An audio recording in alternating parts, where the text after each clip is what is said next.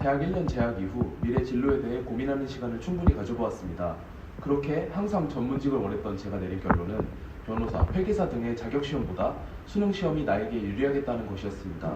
또한 지난 수능 준비에 있어서 최선을 다해보지 않았다는 아쉬움이 남아있었기에 재수를 결심하게 되었습니다. 그리고 여러 학원들을 알아보던 중 메디컬 계열 진학을 위해 학원 자체가 따로 존재한다는 사실을 알고 강남 하이퍼 기숙학원 의대관을 선택하게 되었습니다. 첫 번째로 학습 분위기입니다. 모든 학생들이 뚜렷한 목표의식을 가지고 입소했기 때문에 학업에 집중하려는 태도를 기본적으로 가지고 있습니다. 훌륭한 면학 분위기 덕분에 입소 후 매일 시간이 어떻게 가는지 모를 정도로 학습에만 집중할 수 있었습니다. 그리고 학생 지도 선생님들과 전략 담임 선생님들 모두 학생들의 면학 분위기 관리에 많은 신경을 쓰십니다. 두 번째는 선택 수업제입니다. 선택 수업제를 통해 자기 자신의 약점을 파악하고 이를 보완하는 시간을 충분히 가져갈 수 있다는 것이 수험 생활에 큰 도움이 되었습니다.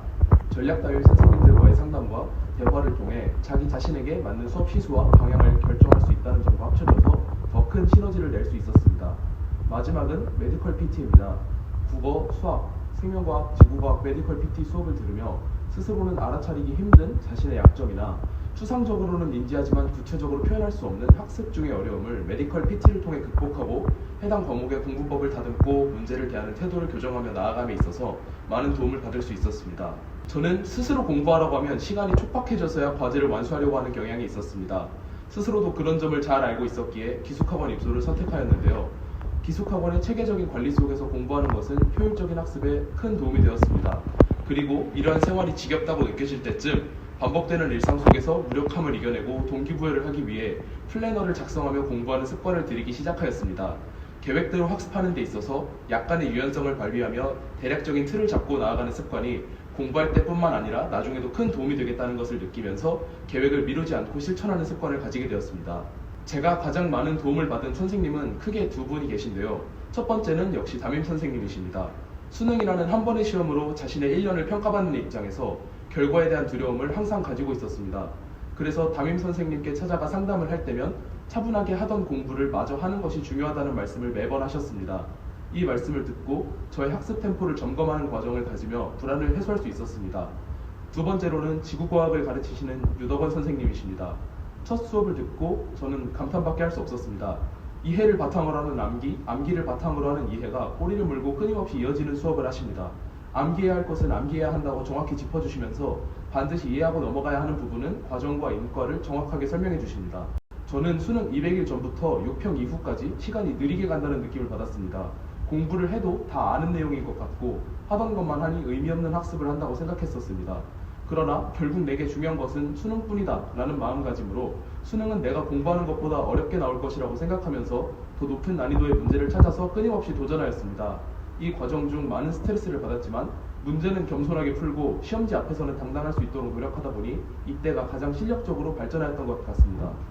의대 진학을 위해서 저는 성적대의 안정화가 가장 중요하다고 생각합니다. 들쭉날쭉하는 모의고사 점수에서 고점이 자신의 실력이라고 생각하는 것은 분명한 착각입니다. 수능 당일에 어떤 시험지가 나오더라도 만족할 만한 성적을 얻기 위해서는 자기 자신의 저점이 어디까지인지를 파악하고 저점을 끌어올리는 연습을 해야 합니다.